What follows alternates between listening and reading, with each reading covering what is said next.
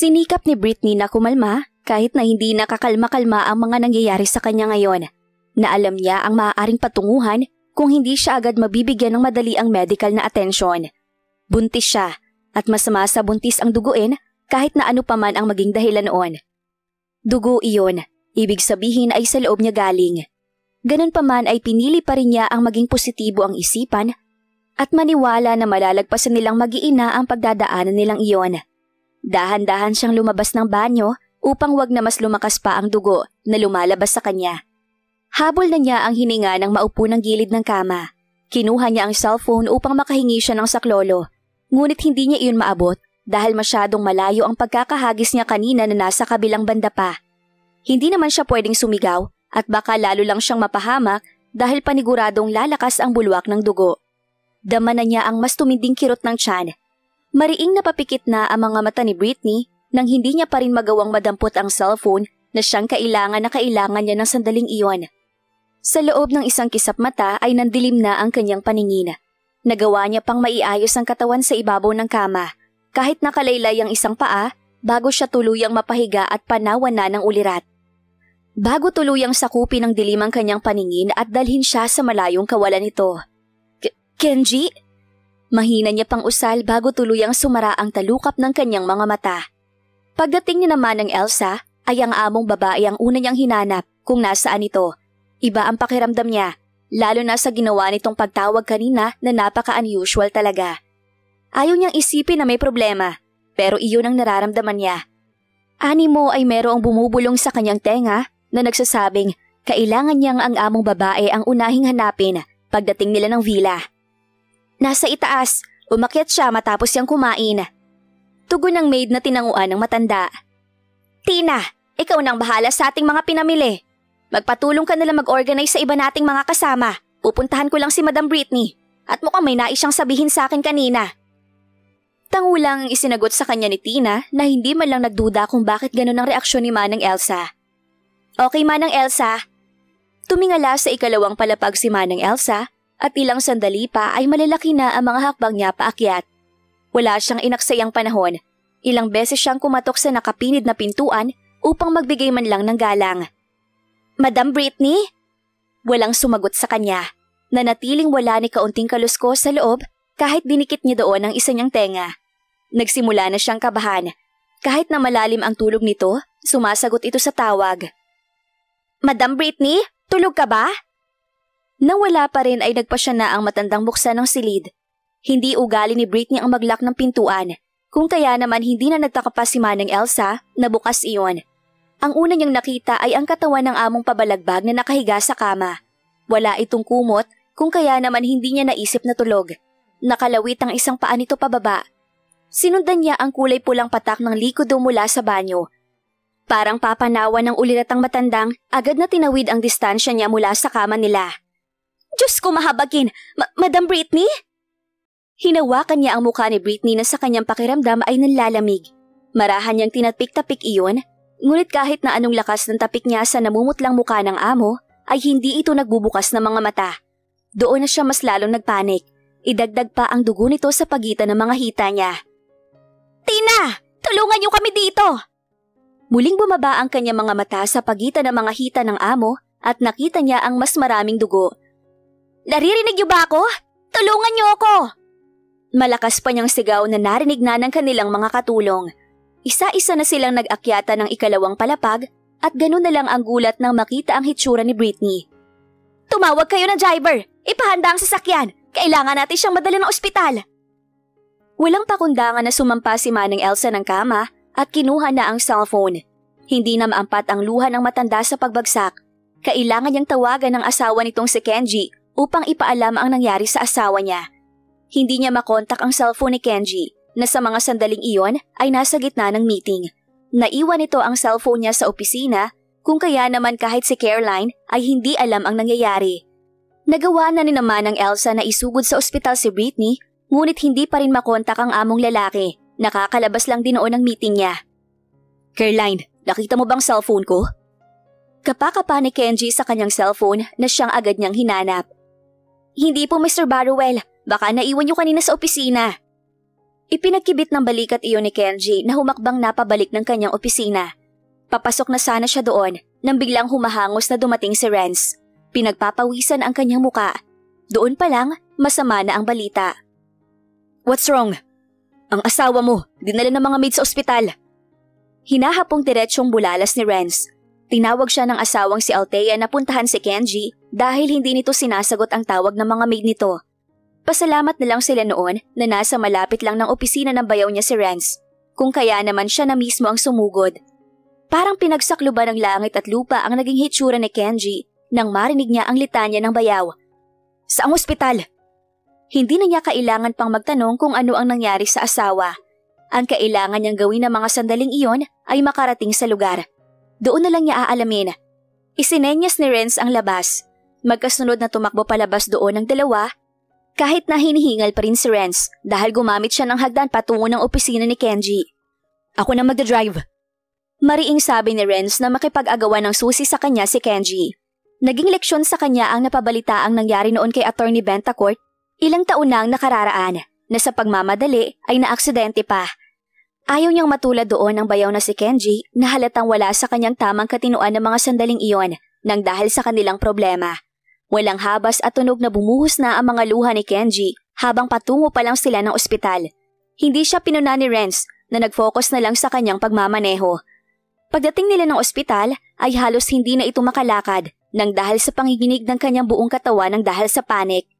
Kinailangan pang alalayan siya ng bayaw niyang si Renz doon nang magpatuloy silang lumakad. "Calm yourself. Kailangan mong maging matatag. Kung may ibang mangyayari sa'yo, lalong kawawa mag-iina mo. Kailangan mong kalmahin ang loob mo, Kenji." Hindi na maipinta ang mukha ni Kenji nang sapitin nila ang ward kung saan naroon ang kanyang asawa. Ganun na lang ang lakas ng hugulhol niya nang makitang nakahiga si Britney sa kama at may dextrose pa ang kanyang isang kamay. Awang-awa siya sa kalagayan nito na sobrang hina at namumutla ang muka. Humigpit pa ang yakap ni Kenji kay Britney na kulang na lang ay mapaluhod sa gilid ng kanyang kama. "Kenji?"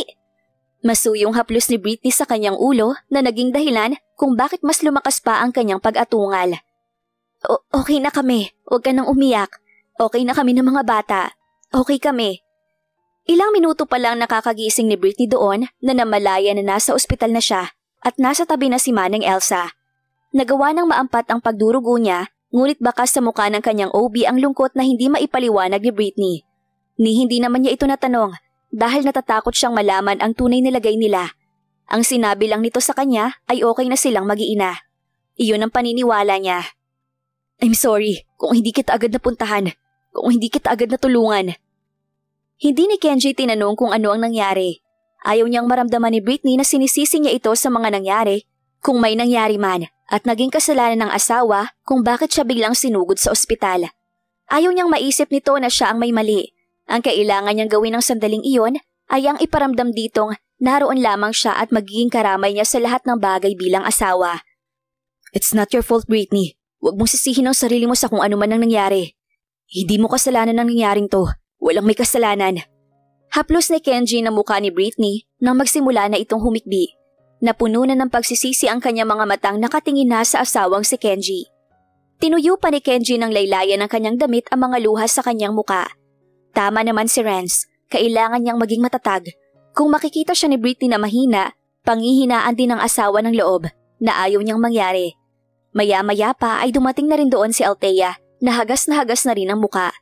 Naipit siya sa traffic patungo dito, kung kaya naman late na siya. "You must take good care of your wife, Kenji. Alam mo namang buntis. Hindi niyo dapat siya pinapagsolo. Dapat lagi siyang may kasama. Paano na lang kung hindi siya nakita ni Manang Elsa? Mawawalan na lang ng ganun ang mga bata?" "Althea!" Saway ni Renz na nilapitan na ang asawa na mas galit pa sa nangyari. Napasapo na lang ito sa kanyang noo. "Walang may kasalanan, kaya walang sino man ang dapat nasisihin. Huwag kang magsalita ng ganyan. Pareho silang nahihirapan." Bago pa masundan ang sasabihin ni Althea, ay pumasok na ang nurse doon upang i-check si Britney. "Mr. Barruel, nais din po sana kayong makausap ni Doc Cabral." Pagbibigay nito ng alam kay Kenji na mabilis nang tumayo. "Babalik din ako agad." Paalam niya kay Britney na agad naman siyang pinayagan na umalis ng silid. Lumabas na doon si Kenji na sinundan naman ni Althea. Walang nagawa si Renz kung hindi ang sumunod din sa magkapatid. Kilala ni Renz ang asawa. Hindi nito titigilan ng kapatid. Laking pasalamat niyang nanatili itong tahimik na nakasunod lang. Paniguradong sa sasabihin ng doktor ito interesado, hindi ang awayin si Kenji ang kanyang priority. Althea, dito ka na lang. Pigil ni Renz nang akmang susunod itong pumasok sa loob ng opisina ng doktor ni Britney.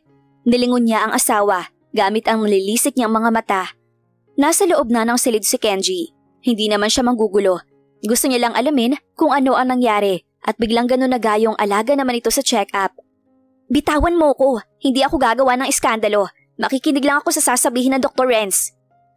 Walang nagawa si Renz kung hindi ang bitawan ang braso ng asawa na pamarcha nang pumasok sa loob. Naiwan siya sa labas na problemado sa ipinapakitang ugali ni Althea. Ang hilig nitong sumabusaw sa mga problema ng kanyang kapatid. Samantala, sa loob ng silid na kinaroroonan pa rin ni Britney, ay tahimik na nakatayo sa gilid si Manang Elsa. Nabakas pa ang dugo sa suot niyang damit at ang trauma nito sa nangyari.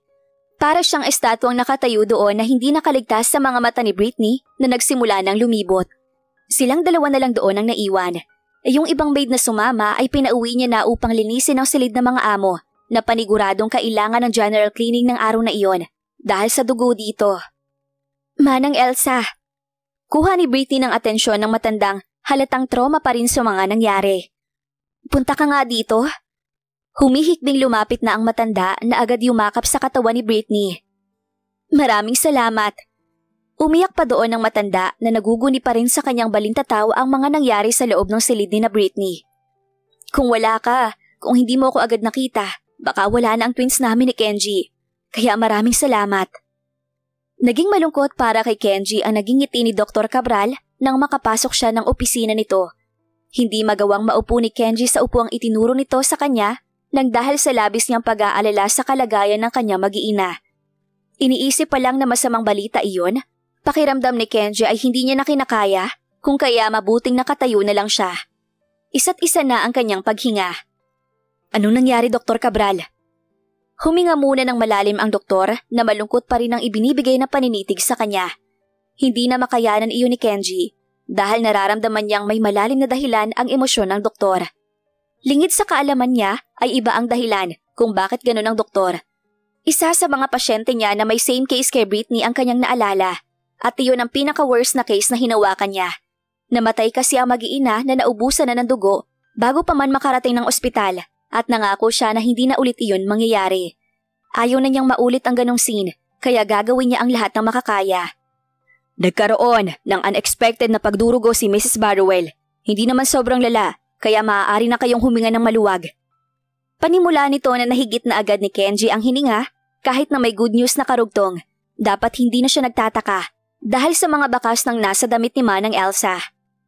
Napahinto ko naman iyon, but I am worried about her condition more. Because upon checking her health condition and the babies, I found out na meron siyang kondisyon na tinatawag na placenta previa. Dugtong ng doktor na mas bumagsak pa ang magkabilang balikat nang masabi niya iyon. Napasinghap si Althea na nasa tabi na ng kapatid niyang si Kenji nang marinig niya ang kondisyon ng hipag. Hindi bago sa kanyang pandinig ang ganong sitwasyon, pero hindi naman siya nag-react dahil alam niyang mayroong lunas. Matatag ang hipag niya, makakaya iyon ng kanyang katawan. Anong ibig mong sabihin, Dr. Cabral? Si Mrs. Barrowell ay may placenta previa at kinakailangan niya ng malalang bed rest. May mga activity rin na hindi niya pwedeng gawin upang maiwasan ang pagdurugo. Hindi siya pwedeng mapagod ng sobra. May mga gamot din naman akong ibibigay. A-advise din ako kung kinakailangan niyang masalina ng dugo. Since twins ang ipinagbubuntis niya, hindi siya pwedeng maging normal delivery dahil na rin sa placenta previa. We will see kung anong magagawa natin. Basta ang mahalaga ngayon ay ang maiwasan ng sobrang pagdurugo niya at hindi na yun maulit pa. Kailangan na iwasan niya na maulit ang bleeding. May risk ba sa buhay niya ang pagbubuntis? Tahasang tanong ni Kenji na gustong malaman. Kung magkakaroon ng iba pang komplikasyon, but don't worry Mr. Barrowell, magagamot naman ang placenta previa at maaari nilang malampas ang mag-iina iyon. I'll assure you that. Alon ng doktor pero hindi naging kumbinsido si Kenji dahil sa ipinapakitang mukha ng doktor sa kanya ngayon. In case lang na magkaroon ng complication, anong mangyayari? Si Althea na hindi na rin mapalagay sa hitsura ng doktor, kung safe ang pagbubuntis ng hipag, hindi ganito ang doktor na haharap sa kanila. Termination of pregnancy upang iligtas ang ina ng mga bata. Ganun ang mangyayari. Napasabunot si Kenji sa kanyang ulo na para bang pinagbagsakan ng langit at lupa ang buong katauhan niya sa narinig. Ewan niya ba, pero ang pakiramdam niya ay pampalubag lang ng loob niya ang pangungumbinsi ni Dr. Cabral sa kanya na ayos lang ang kanyang mag-iina. Ngayon pa lang ay parang hindi na niya kakayanin na mawala ang asawa. Oo, matagal nilang hinintay ang mga bata, pero kailangan niya ang asawa. Hindi siya mabubuhay nang wala ito. Hindi siya makakausad sakaling mawawala si Britney. Kung pipiliin ko ang termination of her pregnancy. Kenji, ano ka ba? Hindi mo ba narinig ang doktor? May gamot pa. Hindi ka naman niya pinapapili. Ano bang ginagawa mo? Umayos ka nga. Ano man ang mangyari, ilalaban natin sila. Walang mawawala sa tatlo. Bumalong na ang luha ni Kenji na halatang wala na sa kanyang sarili. Mahigpit na siyang hinawakan ni Althea sa kanyang isang braso at galaitin ang hinila palabas ng silid ng doktor upang doon sila mag-usap. Excuse me, Dr. Cabral. Kakausapin ko lang ang kapatid ko. Nagpahila naman sa kanya si Kenji na halatang wala sa kanyang tamang katinuan. Palabas na sila sa pintuan nang muling magsalita ang doktor na naging dahilan upang matigilan ang dalawa. Kung hindi titigil ang bleeding at mas lumala at nagkaroon ng complication, saka pa lang namin sasabihin na i-terminate ang pagbubuntis upang maisalba ang buhay ng ina ng mga bata. Safe naman ang misis niyo, Mr. Barrowell. Parang minartilyo pa doon ang dibdib ni Kenji na tuluyan ang nahila ni Althea papalabas kahit sinabi ng doktor na safe ang kanyang asawa. Anong nangyari? Salubong ni Renz na nagulantang sa paglabas ng magkapatid. Dugo at laman mo yon. Bakit yun na agad ang choice mo? Pwede natin silang mailigtas na tatlo. Huwag kang panghinaan ng loob. Ang dami yun na pinagdaanan, di ba? Ngayon ka pa susuko? Salit-salita na tiningnan ni Renz ang magkapatid na nasa kanyang harapan. Nanilisik na ang mga mata ni Althea kay Kenji. Kay Kenji na nagsimulang maging tuliro na doon ang isipan na parang mababaliw na. Narinig mo naman ang sinabi ng doktor, may gamot. Hindi ka binibigyan ng choice na pumili. Walang imik na naiyak pa doon si Kenji. Sobrang naguguluhan na rin siya. Sobrang nalilito na.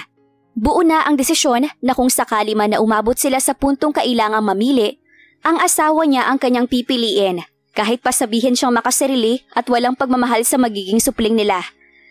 Kalmahin mo nga yan, Renz. Problemadong sambit ni Althea na nasapo na ang kanyang noo. Hindi naman alam ni Renz kung anong pagpapakalma ang gagawin niya sa bayaw na sa mga sandaling iyon ay walang patid pa rin ang buhos ng mga luha. Hindi niya man alam kung ano ang totoong nangyari sa loob.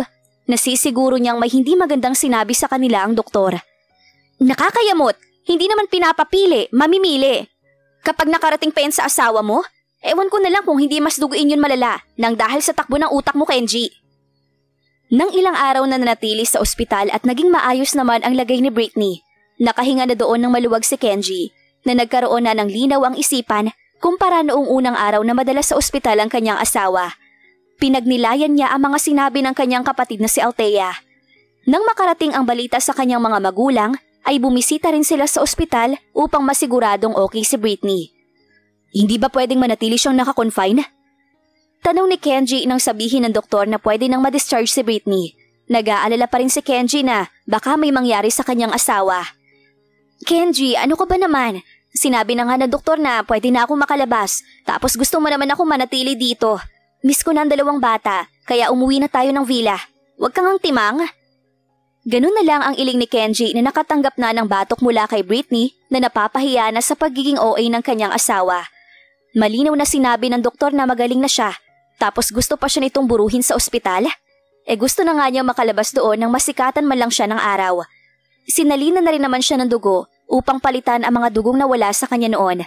Dapat nga hindi iyon gagawin, pero ang kulit ni Kenji na iginiit na sobrang putla ng asawa, kaya sinunod na lang siya ng doktor dahil bumabari naman talaga ng husto ang blood pressure ni Britney. Naging daan din iyon para mapanatag si Kenji sa lagay ni Britney. Mr. Barrowell, basta kapag may bleeding, kailangan niyang madala agad ng ospital. Ganon din sa'yo, Mrs. Barrowell. Kapag may napansin kang spotting kahit na kaunting patak, padala ka agad sa ospital. O kapag nakaramdam ka ng kaunting pagkirot ng tiyan, seek for medical help agad. Hihintayin pa ba naming, Kenji, ano ba? Para kang timang. Sita na ni Britney sa asawa na busangot na ang muka. Napakakulit nito, to the point na sobrang nakakahiya na kay Dr. Cabral. Lumabas na tayo.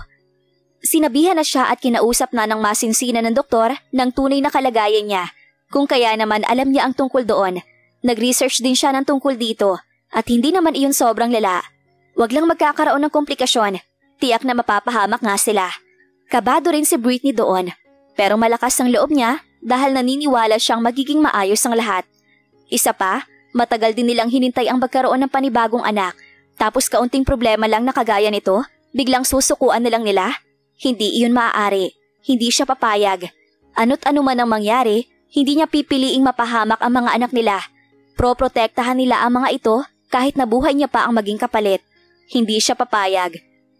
Sigurado ka na wala kang nararamdaman kahit na kaunting kirot? Magsabi ka ng totoo, wag mong ilihim. Gagaya ng ginawa mo nung nasa mall tayo. Kada uuwi galing ng trabaho ay ganito ang linya ni Kenji. Mayat maya din ang naging pagtawag nito kay Britney upang i-check lang siya. Ilang araw ang naging leave ni Kenji sa trabaho dahil ayaw niyang iwan si Britney after niyang mailabas ng ospital.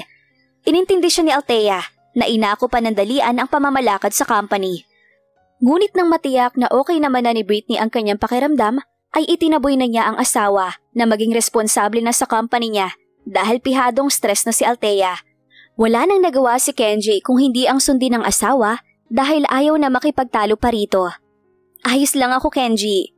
Malapitan siyang pinabantayan kay Manang Elsa ng praning na si Kenji na kahit pagtulog ang ginagawa niya sa silid ay kinakailangan pa niyang merong kasama. Noong una ay hindi sanay si Britney doon. Ngunit para mapanatag na ang asawa, ay hinayaan na lang niya kung ano ang gusto nitong gawin. Hindi naman iba si Manang Elsa sa kanya, kung kaya hinayaan na lang niya rin ito. Madam Britney, basta kapag may naramdaman kang kakaiba, sabihin mo agad sa akin ha? Oo naman Manang Elsa, parehong-pareho naman kayo ni Kenji. Wag nga kayong praning. Nagpatuloy ang monthly check-up ni Britney sa kanyang OB na palaging okay naman ang remarks sa kanyang pagbubuntis. Hindi nila naulit pa na nagkaroon siya ng bleeding, kagaya noon, dala ng sobrang pag-iingat ng lahat.